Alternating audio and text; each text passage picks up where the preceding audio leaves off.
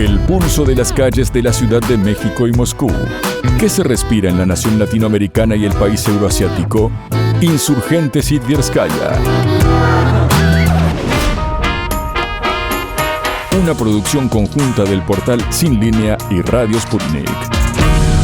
Donald Trump sufre su tercer atentado desde el año 2025, cuando trataron de asesinarlo durante la campaña presidencial del republicano, mientras que el anuncio estadounidense sobre el bloqueo por tiempo indefinido del estrecho de Hormuz apunta a convertirse en el tiro de gracia contra la economía global. Estos son los temas de esta edición de Insurgente Sitverskaya. Quien está hablando soy yo, Víctor Ternovsky, periodista ruso desde Moscú. Como siempre, me acompaña desde México, desde el medio Sin Línea, mi gran amigo y colega Eric Gutiérrez. Eric, ¿cómo estás? Mi querido Víctor, muy bienvenido a esta nueva conversación que tendremos sobre varios temas muy importantes y bienvenida a toda nuestra audiencia.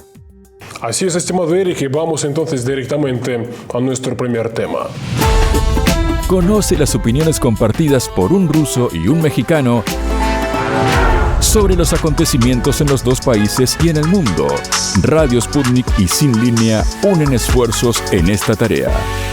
Y nuestro primer tema, tal y como estábamos anunciando, estimado Eric, es el tercer atentado ya contra el presidente estadounidense Donald Trump, cuando un hombre armado pudo penetrar en el edificio en Washington, en el Hotel Hilton, que estaba albergando la cena de los corresponsales de la Casa Blanca. Un evento grande, un evento importante, además un evento protagonizado justamente por el propio presidente estadounidense, además por figuras también importantes como por ejemplo son senadores, altos cargos militares, miembros de la propia administración estadounidense. No obstante, a pesar de unas medidas de seguridad que debían ser extraordinarias para este tipo de casos, me parece que se entiende, se trata de proteger al presidente estadounidense en particular, así como a las figuras clave del poder estadounidense. No obstante, sí, un hombre armado pudo penetrar en el edificio, además con el objetivo de asesinar al presidente estadounidense, así como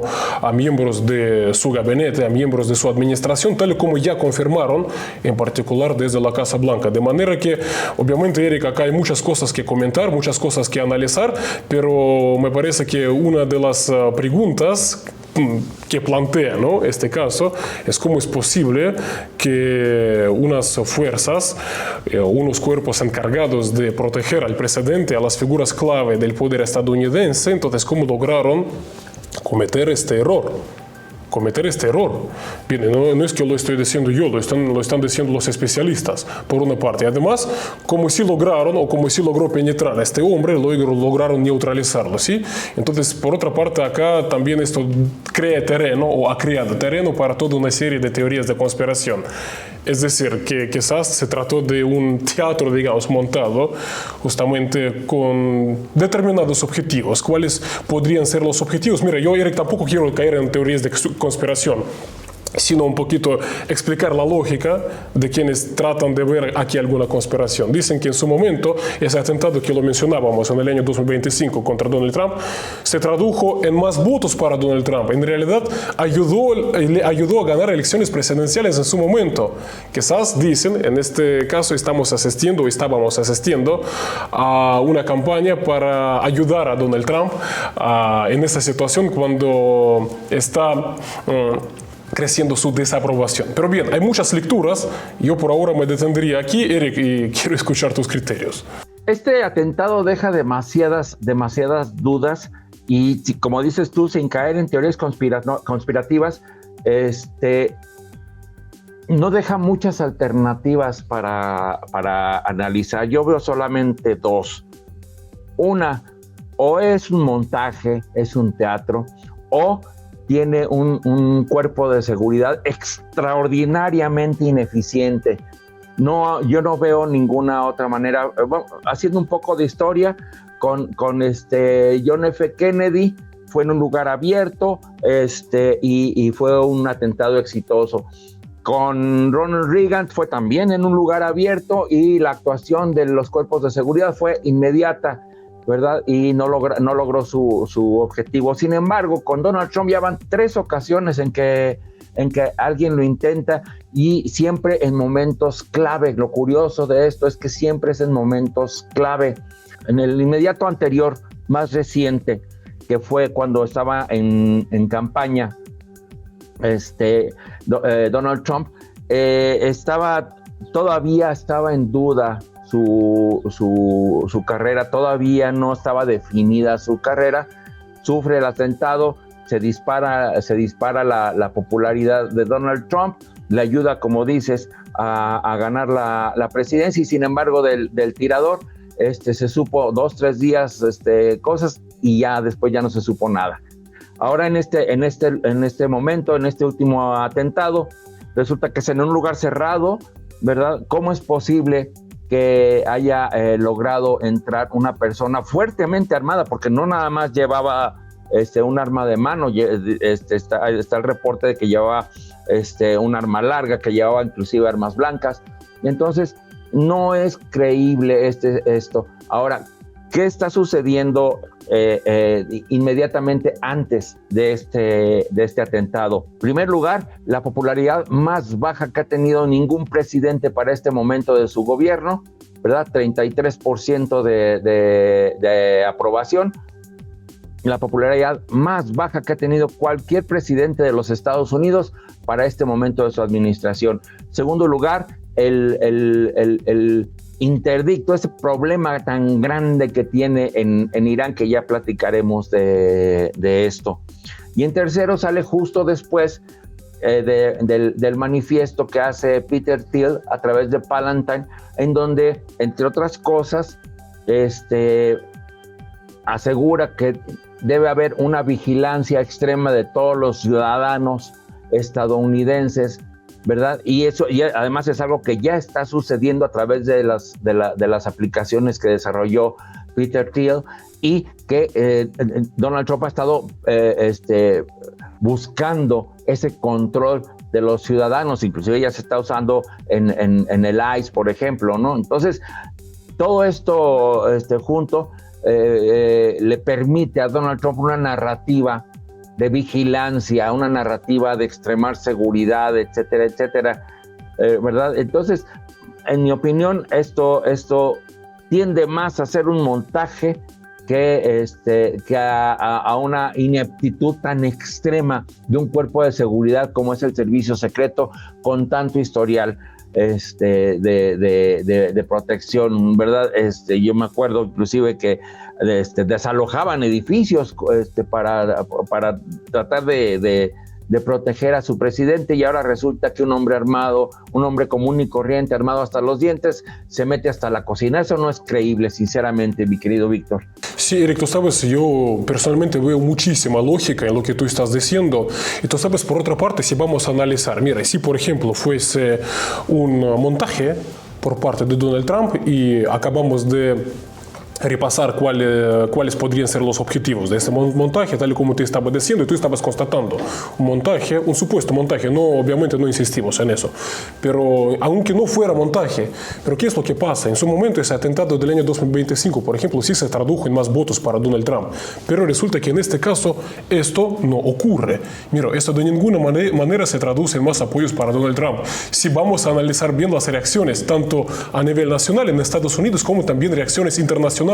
Mira, ahora no es que estamos viendo mucha compasión, vamos a decirlo así, con el inquilino de la Casa Blanca. Me parece que es un hecho que podemos constatarlo. Y tú sabes, además, Eric, a mí me llamaron la atención algunas declaraciones del propio presidente estadounidense, unas declaraciones bastante cuestionables a raíz de lo que hizo Donald Trump tras convertirse nuevamente en el presidente estadounidense. Mira, ¿a qué me refiero? Por ejemplo, al comentar este atentado en su contra, dijo: no me puedo imaginar una profesión más peligrosa, dijo Donald Trump. Y tú sabes, inmediatamente el planteamiento que tengo es el siguiente: ¿acaso no fue el propio Donald Trump en aportar en que esta profesión se convierta en, tal y como él dice, la profesión más peligrosa del mundo? ¿A qué me refiero? ¿No fue Donald Trump en particular en haber secuestrado al presidente venezolano en el caso de Irán? Y mira, coincido contigo, más en adelante vamos a hablar sobre el caso iraní más detalladamente, pero en el caso de Irán, ¿no fue Donald Trump incluso en asesinar al liderazgo iraní Y ahora Donald Trump se queja de que se trata de una profesión tan peligrosa, por una parte. Además, fue Donald Trump justamente, según mis criterios, en aportar a banalizar este tipo de atentados. Y por esto, según mis criterios, en este caso no hemos visto tantas reacciones como, por ejemplo, cuando se produjo el atentado contra Donald Trump en el año 2025, porque estas agresiones internacionales, incluso contra presidentes por parte de Donald Trump, banalizaron este tipo de acontecimientos. De manera que me parece que Donald Trump, a la hora de mostrarse enojado o criticar o constatar algunas tendencias, me parece que debería también, o tampoco debería olvidarse de mirarse al espejo. Es sorprendente la capacidad de Donald Trump de sustraerse de la realidad en ese sentido. Vemos cómo le está sucediendo a él y está sucediendo en Estados Unidos lo que ellos por años y años, por décadas, han estado haciendo en el resto del mundo, ¿verdad? Estamos viendo cómo aún hoy siguen desestabilizando países sin una razón real que se pueda constatar. El caso más fuerte es el de Irán, donde no tenía ningún sentido iniciar esa guerra y sin embargo desestabilizan el país. Y lo que le está sucediendo en este momento a Estados Unidos a raíz de todo lo que está haciendo Donald Trump es exactamente eso, ¿no? Desestabilizar su propio país, sufrir atentados y sin embargo Donald Trump es capaz de sustraerse de esa realidad y sorprenderse de que les está pasando. En alguna ocasión yo platicaba con un amigo periodista norteamericano, y él se sorprendía de que Estados Unidos tuviera tantos enemigos. Y yo le decía, pues es que tiene tantos enemigos porque meten las narices en todo el mundo. Entonces es lógico, o sea, son enemigos creados, no son enemigos gratuitos, ¿verdad? Entonces, lo que le está pasando a Estados Unidos, y por eso yo sostengo que este atentado es un montaje, porque responde a una consecuencia muy lógica, nada más atendiendo a los eventos recientes, inmediatamente anteriores al atentado. Basta con ver lo que está sucediendo en la política y en la sociedad estadounidense en este momento para entender por qué necesitaba Donald Trump. Y como bien dices, eso no se tradujo, como en otras ocasiones, en un apoyo inmediato a Donald Trump, ni al interior ni al exterior. Y precisamente tú lo dijiste de una manera clarísima, ¿no? La banalización de este tipo de eventos. Él cree que porque le funcionó una vez le va a funcionar 1000 veces, y sin embargo ahora la reacción, sobre todo dentro de Estados Unidos, si ve uno la prensa estadounidense, si ve uno las redes sociales estadounidenses, todo mundo o la mayoría está hablando de que es un montaje. Nadie se creyó el atentado, no le funcionó, y sin embargo sí lo está utilizando, ¿verdad? Para tratar de imponer nuevas medidas de seguridad. Ya acaban de firmar el contrato con Palantir para ampliar las capacidades de los programas para una vigilancia más extrema en los Estados Unidos, mi querido Víctor. Sí, Eric, tú sabes, por otra parte, yo creo que obviamente en eso coincidimos, y a mí me pareció muy importante la reacción en particular de figuras como la propia presidenta de México, Claudia Sheinbaum. Mira, yo coincido absolutamente, me parece que también es nuestra postura, que nos oponemos obviamente a toda violencia. La violencia, los atentados no puede ser el lenguaje, no puede ser la herramienta, no puede ser el método, por una parte. Pero por otra parte, y obviamente no lo justificamos de ninguna manera en caso de que no fuese montaje, por una parte. Por otra parte, me parece que sí deberíamos entender la lógica, ¿no?, del atacante. Y mira, esa lógica del atacante, tal y como sabemos de su propio mensaje, revela en realidad el enorme o creciente enojo justamente de la sociedad estadounidense contra Donald Trump. Lo estábamos comentando en este programa. Hay cifras muy pero muy exactas en cuanto a la creciente desaprobación de Donald Trump en Estados Unidos. También tiene que ver con Irán. Adelantando los hechos un poquito, mira, ya hay o ya son 70% los estadounidenses quienes se oponen a su agresión contra la República Islámica. Incluso quieren salida ahora ya. No quieren ni victoria ni nada, simplemente quieren la salida estadounidense. Pero bien, ¿cuál es la lógica del atacante? Tal y como sabemos de su mensaje. Mira, a él le enojó muchísimo la supuesta implicación de Donald Trump en... bien, no sé cómo formularlo de manera diplomática, ¿no? Pero en... los hechos, vamos a decirlo así, expuestos en los archivos Epstein, por una parte. Además, él se mostró muy enojado también por el papel estadounidense en la agresión contra la República Islámica, o mejor dicho, sus consecuencias, como por ejemplo la muerte de niñas en un ataque estadounidense a un colegio en la República Islámica en particular. Y bien, y hay muchísima gente en Estados Unidos muy enojada también por esos hechos. Y además, yo acabo de citarte algunas cifras en cuanto a la desaprobación de Donald Trump, pero además hechos tan simbólicos como por ejemplo el movimiento MAGA, también lo estábamos abordando en este programa, que estábamos diciendo que prácticamente le está dando la espalda a Donald Trump. Pero ahora su figura icónica, como el periodista Tucker Carlson, es un influencer no solamente a nivel estadounidense, a nivel internacional, verdaderamente pidiéndole disculpas a sus seguidores por en su momento haber apoyado a Donald Trump. De manera que, yo por qué lo estoy diciendo, también ese atentado fuese o no fuese un montaje, pero en cualquier caso me parece que sí demuestra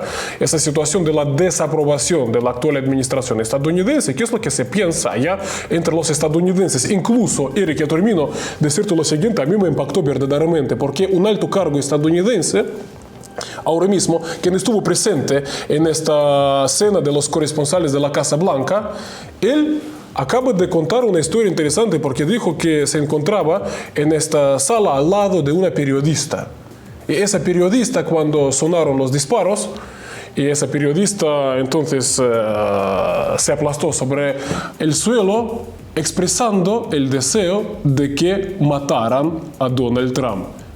Lo dijo una periodista de la Casa Blanca. Obviamente no lo apoyamos, vuelvo a repetir. Pero ¿qué es lo que se dice incluso en la Casa Blanca dentro?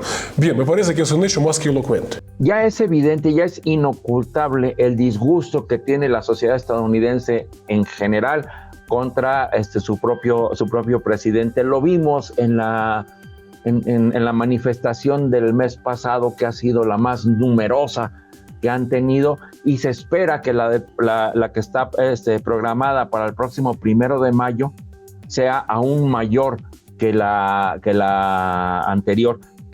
Inclusive hasta el nombre que le pusieron a la manifestación del próximo 1 de mayo, que como todos sabemos, la llamada de auxilio, la llamada de emergencia de los barcos, de los aviones, no es SOS, es Mayday, es la que utilizan generalmente para una llamada de auxilio, y así le pusieron a esta nueva manifestación, Mayday. Yo lo interpreto como una llamada para despertar, para pedir el auxilio de la comunidad internacional, ¿verdad? En este trance en el que se encuentran los Estados Unidos, porque ya no encuentran la salida. Y cuando tú pones a una sociedad contra la pared, a una sociedad completa contra la pared, sin alternativas, sin soluciones, y la sigues presionando, lo que vas a obtener, bueno, pues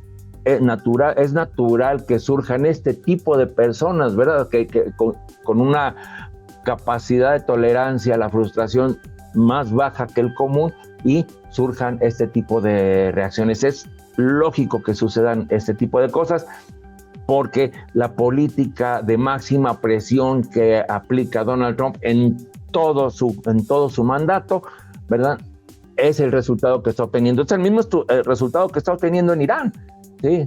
Está aplicando máxima presión y está obteniendo exactamente el mismo resultado que lo que está obteniendo en su propio país, Víctor. Sí, así es, estimado Eric, yo coincido totalmente con tu análisis, y además en cuanto a la presión que sufre el ciudadano estadounidense, también se encuentran las presiones causadas por los efectos de la agresión estadounidense contra la República Islámica. De hecho, te propongo pasar a nuestro segundo tema, que es Irán. Entérate de lo que sucede en el mundo desde la perspectiva de Víctor Ternovsky y Eric Gutiérrez en el encuentro de dos culturas. Eric, entonces en esta parte del programa vamos a hablar sobre Irán, muchas noticias importantes. Tú sabes, yo con tu permiso empezaría con la siguiente noticia que a mí me parece muy importante porque tú sabes que Donald Trump quiere conversaciones con la República Islámica, pero la República Islámica rechaza sentarse a la mesa de diálogo con Estados Unidos al no ver una propuesta viable por parte de Washington. De manera que resulta que fue Teherán, es decir, fueron las propias autoridades de la República Islámica quienes acaban de presentar su plan de arreglo del conflicto con Estados Unidos. Y volvemos a recordar que este conflicto obviamente provocado y empezado por Estados Unidos. Entonces este plan iraní consta básicamente de 3 puntos, de 3 etapas. ¿Qué es lo que comprende este plan? En la primera etapa, la República Islámica exige a Estados Unidos frenar la agresión, los ataques, tanto contra Irán como también contra sus aliados regionales, el Líbano en particular. Entonces, cumplida esta etapa, se puede pasar a la segunda etapa. En la segunda etapa, ya Irán dice que estaría dispuesto a negociar las cuestiones en cuanto al control del estrecho de Hormuz. Entonces, si en esta segunda etapa también se llega a algo que las dos partes lo consideren como algo viable, como mutuamente beneficioso, ya se podría pasar a la tercera etapa. La tercera etapa, dicen desde la República Islámica, es el programa nuclear iraní, es decir, no descartan poder negociar ese tema, pero primero hay que pasar por una serie de etapas para que además Estados Unidos demuestre la seriedad de sus intenciones en cuanto a la República Islámica y la seriedad de sus intenciones en cuanto a realmente querer el fin del conflicto. Así que la pelota está ahora mismo en el campo estadounidense. A mí personalmente me parece muy viable la propuesta iraní. Otra cosa que lo que me preocupa, no lo dijo Donald Trump, es decir, no lo dijo públicamente, pero las filtraciones de la prensa estadounidense revelan que supuestamente esta oferta iraní no es bien vista por el inquilino de la Casa Blanca. En cualquier caso, vamos a esperar cuál sería su reacción, pero al menos estamos viendo una República Islámica proponiendo algo que yo personalmente lo veo como viable. Así que la pelota, yo vuelvo a repetir, está en el campo estadounidense. Eric, esto es lo que a mí me parece, entre tantos otros hechos, pero por ahora muy importante. Aquí se juntan dos factores que creo yo impiden una resolución en el conflicto de Irán, y los dos factores vienen por parte de Donald Trump. El primer factor es la necesidad urgente e imperativa de Donald Trump de tener un éxito, de tener una victoria en algún sentido, porque hasta el momento nada de lo que ha intentado le ha resultado bien. Las tarifas se le voltearon y ahora las tiene que pagar. El secuestro de Nicolás Maduro en Venezuela, que se suponía que le iba a resultar en apoderarse de todo el petróleo de Venezuela, tampoco le funcionó, y también inclusive le está costando el petróleo que pirateó de Venezuela, le está costando porque no lo puede vender, porque la Corte ya dijo que no se puede vender. En fin, todos los aranceles se le han revertido, todo lo que ha intentado ha fracasado, como ha sucedido siempre en toda su historia con todos sus negocios, ¿verdad? Nada más que antes la cuestión era que siempre tenía quien lo salvara de las consecuencias, y hoy no tiene quien lo salve de las consecuencias. Entonces está urgido de algún tipo de éxito, algún tipo de victoria. Ese es un factor que le impide arreglarse. Y el segundo factor es su propia personalidad. Lo comentábamos hace un momento, de tratar de negociar bajo máxima presión, creyendo que puede doblegar a su interlocutor siempre. Esos dos factores le impiden ser serio en una negociación y le impiden llegar a un acuerdo que beneficie a ambas partes. Lo vimos cuando la semana pasada Irán de buena fe abrió por un momento el estrecho de Hormuz, y Donald Trump de inmediato salió a cantar victoria y dijo que él no retiraba su propio bloqueo, lo que resultó, como era lógico, en que Irán volvió a cerrar el estrecho de Hormuz. Entonces, esos son los resultados que obtiene con su política de máxima presión. a mí también me parece razonable no solamente los puntos que está planteando Irán en su propuesta, sino el proceso en que tienen que suceder, porque pues dado el historial que ha tenido Donald Trump con Irán, hay que asegurarse siempre de que va a haber seriedad en la negociación. Entonces a mí me parece razonable, pero también creo que Donald Trump difícilmente va a aceptar algo así, precisamente por lo que ya comentamos.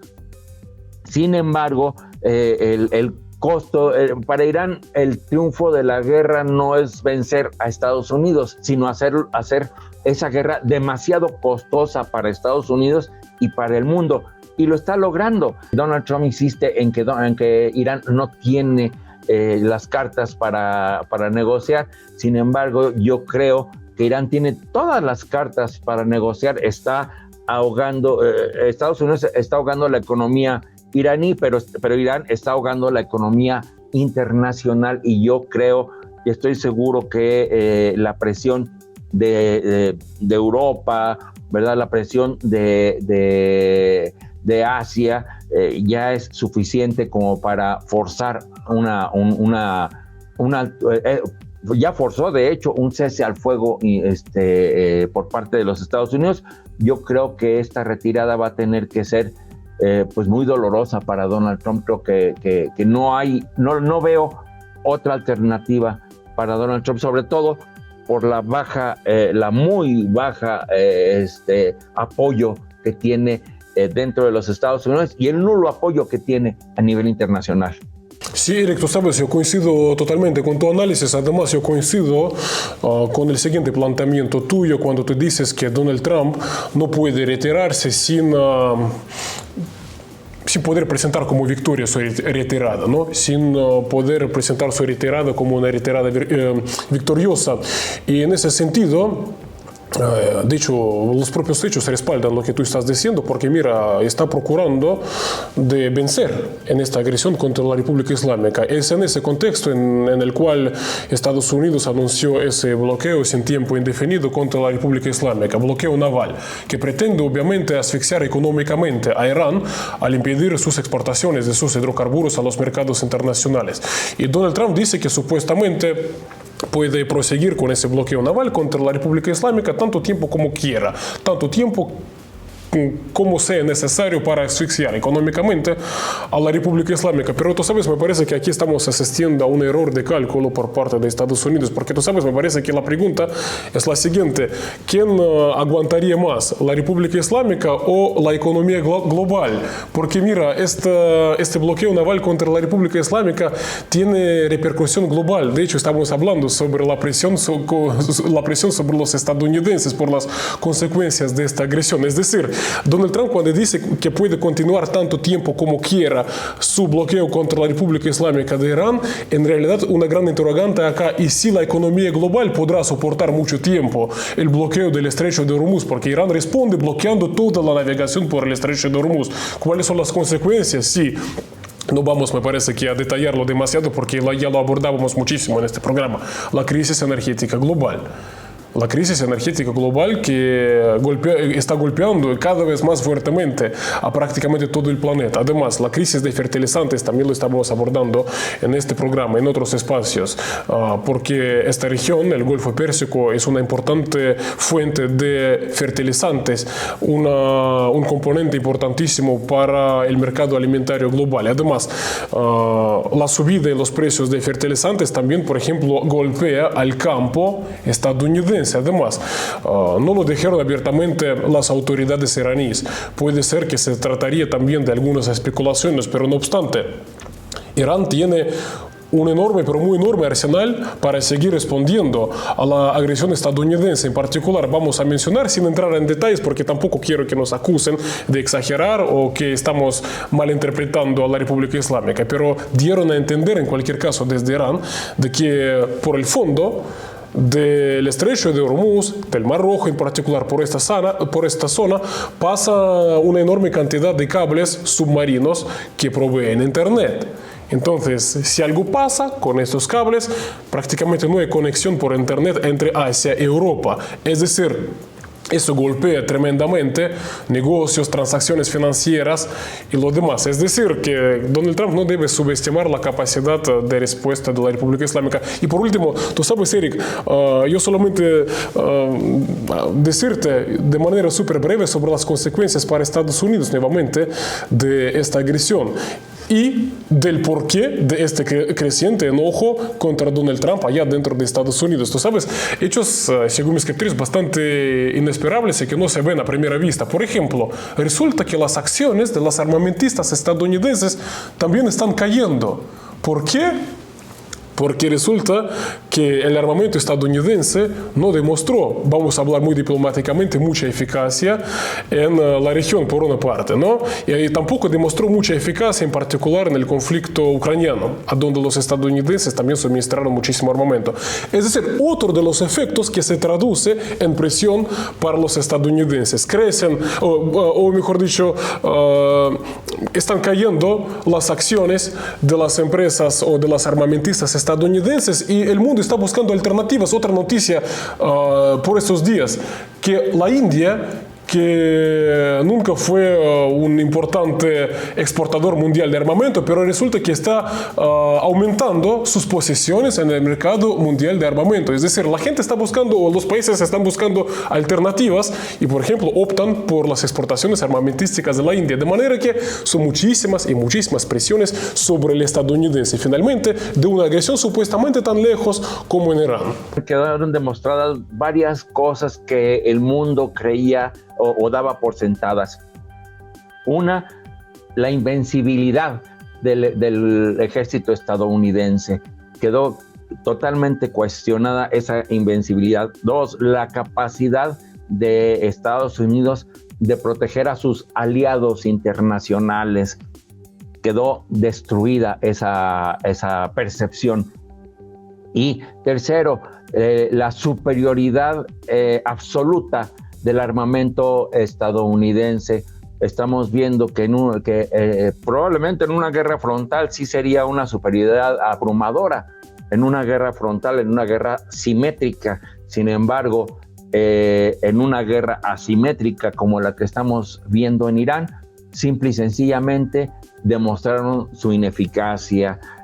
No es posible que para destruir un dron de $20,000 o de $40,000 necesites emplear un cohete de varios millones de dólares. No tiene ningún sentido. Entonces, esas tres cosas quedaron demostradas en este conflicto con Irán y son cosas que Estados Unidos, no solamente Donald Trump, sino Big Headset, por ejemplo, están tratando de ignorar esos tres factores, y yo creo que ignorar esos tres factores, así como cuando ignoraron la cultura islámica, ignoraron las capacidades reales de Irán, los llevó al fracaso. Esto también los llevará al fracaso. Entonces estamos viendo la caída de la máscara del excepcionalismo estadounidense, mi querido Víctor. Sí, así es, estimado Eric, yo coincido totalmente. Ya tendríamos que pasar al siguiente tema, nuestro último tema. Solamente decirte una cosa, tú sabes, algo muy interesante está pasando en cuanto a la percepción internacional de la situación en la que se encontró Estados Unidos con su agresión contra la República Islámica. Mira, ¿a qué me refiero? Tú sabes, por estos días acá en Moscú hubo un evento internacional, un evento que tiene que ver con la política internacional, con de hecho la presente conflictividad internacional. Mira, entre otras personas que participaron en este evento, quizás algunos de nuestros seguidores están al tanto de esta persona, se encontraba un influencer cubano, El Necio. Mira, tiene muchos seguidores en las redes, casi 300,000 seguidores. Mira, le consultamos, yo estaba conversando con él y le consulté justamente sobre los peligros que supone una hipotética agresión estadounidense contra Cuba. Porque mira, es cubano. Y tú sabes, entre otras cosas, lo que me dijo, mira, él mostró muy escéptico en cuanto a las posibilidades de Estados Unidos de poder en contra de Cuba. Pero además, tú sabes lo que dijo. Él dijo, bien, no así literalmente, pero dijo o comparó una hipotética agresión contra Cuba con un segundo Irán. Es decir, la gente ya no habla del segundo Vietnam, ya empiezan a hablar del segundo Irán. Es decir, del fracaso más reciente de la potencia norteamericana. Pero bien, Eric, ¿qué te parece? Tendríamos que pasar a nuestro último tema. Desde la avenida más larga de México y hasta la que lleva al Kremlin, analizamos y debatimos sobre el acontecer mundial y local. Y nuestro último tema, Eric, obviamente tú estás más al tanto que yo de los acontecimientos al estar tú en México. Resulta que fallecieron 2 agentes de la CIA en México tras supuestamente estar volviendo de un operativo antidrogas en México, y realmente se trata de algo muy importante porque la legislación mexicana es clara. Ahora mismo estoy citando a las propias autoridades mexicanas: no permite la participación de agentes extranjeros en operaciones dentro del territorio nacional. Además, en reiteradas ocasiones, de manera más clara imposible, también Claudia Sheinbaum le dijo a Estados Unidos de que cooperar sí, información sí, inteligencia sí, pero botas estadounidenses en México no. Pero este caso lo que revela es que supuestamente sí se encuentran agentes, en este caso de la CIA, en México. Y tú sabes, Eric, para este tipo de casos acá en Rusia, no sé si podría explicar bien la frase nuestra, pero para este tipo de casos tenemos en Rusia una frase sobre las personas que no entienden el no. Entonces, esta frase más o menos se refiere a una situación en la cual tú estás echando a alguien por la puerta y procura entrar por la ventana. Mira, me parece que es quizás lo que estaríamos viendo en el caso de Estados Unidos. México dijo no a las botas estadounidenses en México, pero parece que esta administración pretende poner sus botas en México. De una u otra manera, pero hacerlo. Bien, Eric, obviamente tú puedes explicar mucho mejor la situación. Mira, lo que sucedió aquí es, tiene 2 factores, ¿no? Uno, el factor, la insistencia, como tú dices, quererse meter por la ventana de los Estados Unidos. Y la otra, que para mí es más preocupante, es la situación interna, y te explico.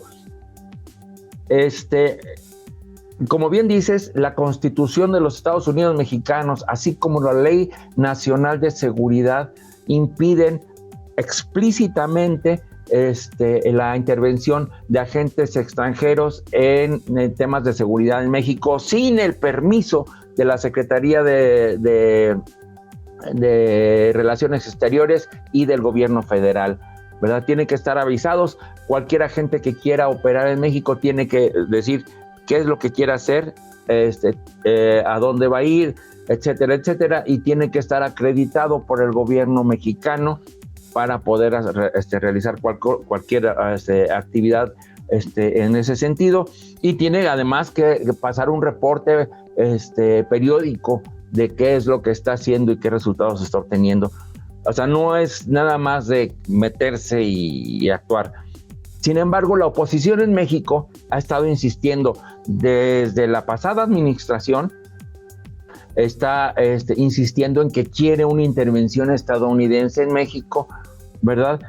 Con el pretexto de la seguridad, con el pretexto del combate al narcotráfico, pero la realidad es que quieren, por ponerlo de alguna manera, quieren un gobierno alterno que los ayude a derrocar a la actual administración, que por sus medios políticos internos pues no pueden hacer, no han tenido la capacidad de crear una inercia suficiente como para derrotar al partido en el gobierno. Entonces quieren la ayuda exterior.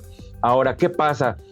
Maru Campos, la gobernadora del estado de Chihuahua, que es donde sucedió esto, ha sido subordinada del gobierno estadounidense desde hace años. Hace un par de años firmó un acuerdo con el gobernador de Texas, Greg Abbott, ¿verdad?, donde ponía a disposición la seguridad y los recursos del gobierno de Chihuahua para que Greg Abbott echara a andar su política antimigratoria. Imagínate que el gobierno de Chihuahua está financiando al gobierno de Texas en contra de los habitantes de Chihuahua, ¿sí? O sea, de ese tamaño es la subordinación de Maru Campos. ¿Qué hizo? Dejó entrar por la ventana, o sea, por una puerta trasera, dejó entrar y nada menos que a la CIA, ¿sí? No estamos hablando de la DEA, que es quien supuestamente combate al narcotráfico, ¿no? Sino la CIA, con todo su historial de intervencionismo, de golpes de Estado, etcétera, etcétera, los deja entrar. Aunque Maru Campos dice que ella ha actuado con total transparencia, no nos hubiéramos enterado de esto si no hubiera sucedido el accidente donde perdieron la vida 2 agentes de la CIA estadounidenses. Nadie se hubiera enterado de esto. Entonces estaba consciente de que estaba haciendo algo fuera de la ley, que lo hizo completamente a escondidas. A mí lo que me preocupa más es el apoyo que está recibiendo por parte de la oposición esa actitud de la gobernadora Maru Campos. Me preocupa más esto, porque bueno, de Estados Unidos y de la CIA esperamos este tipo de actitudes, ¿no? Ellos siempre van a estar tratando de meter sus narices, sobre todo en gobiernos que no les son tan simpáticos, que no les son tan agradables como el gobierno progresista de la presidenta Claudia Sheinbaum, ¿no?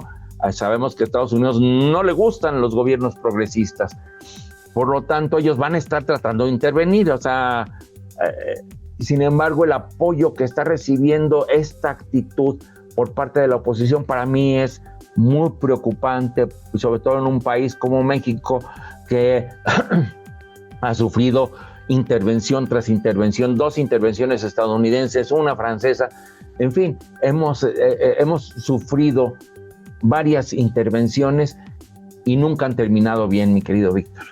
Sí, Eric, de hecho tú acabas de explicar perfectamente por qué no quiere México botas estadounidenses, botas de agentes estadounidenses, botas de militares estadounidenses en su tierra, en México. Me parece que tú acabas de explicarlo perfectamente. Además, tú sabes, Eric, a mí me llamó la atención, además, el enojo desde la Casa Blanca, porque mira, para mí el enojo mexicano se entiende perfectamente. Tú acabas de explicarlo, es decir, esa historia que tiene México por una parte, además, legislación que tiene México, en otras palabras, lo que hizo Estados Unidos es violar la soberanía mexicana.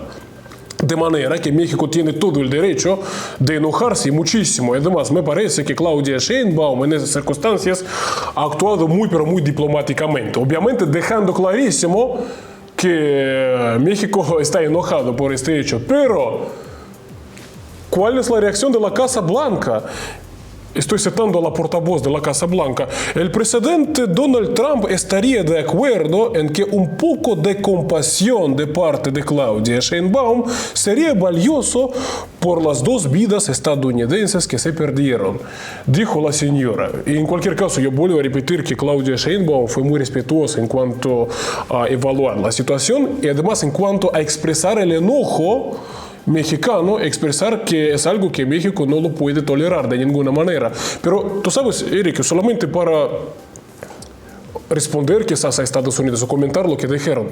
Pero ¿cuál sería la reacción estadounidense si agentes mexicanos en el suelo estadounidense participaran, por ejemplo, en algunas operaciones, además operaciones que tienen que ver en particular con la seguridad estadounidense? Me parece que no hace falta responder a esa pregunta porque lo entendíamos perfectamente. Y obviamente no se trataría de ninguna compasión por parte de Estados Unidos. De manera que, mira, esa reacción me sorprendió, una reacción absolutamente hipócrita. Otras palabras no la encuentro. En cualquier caso, se entiende el enojo mexicano, se entiende por qué México no quiere ver botas estadounidenses en su tierra. Y desgraciadamente estamos viendo que Estados Unidos al parecer no quiere escuchar o no quiere atender esta postura mexicana, desgraciadamente. Estados Unidos desde siempre y ahora con esta administración más aún, recordemos que tienen dos factores que los definen perfectamente. Uno es el ensimismamiento, el egoísmo, la arrogancia egoísta de ese país, que les interesan ellos y lo que pasa en el resto del mundo les importa un cacahuate. Y la segunda es la falta de capacidad para responsabilizarse de sus propios actos, y esto lo demuestra claramente. Están hablando de que hubieran esperado mayor compasión por las vidas de dos estadounidenses, pero no mencionan que estaban interviniendo fuera de la ley en otro país. O sea, se indignan por algo que no tenían por qué indignarse, porque estaban violando las leyes de otro país, simple y sencillamente. No tenían por qué estar haciendo eso, y si perdieron la vida en ese contexto, bueno, sí siente uno el fallecimiento de dos seres humanos, como seres humanos, no como estadounidenses, no, y mucho menos como agentes de la CIA, como dos seres humanos, pero hasta ahí, ¿sí? No tienen por qué exacerbar ese tema en lugar de explicar qué hacían dos agentes de la CIA violando la Constitución de los Estados Unidos mexicanos. Así es, estimado Eric. Tú sabes, Eric, yo como siempre te agradezco muchísimo tu compañía.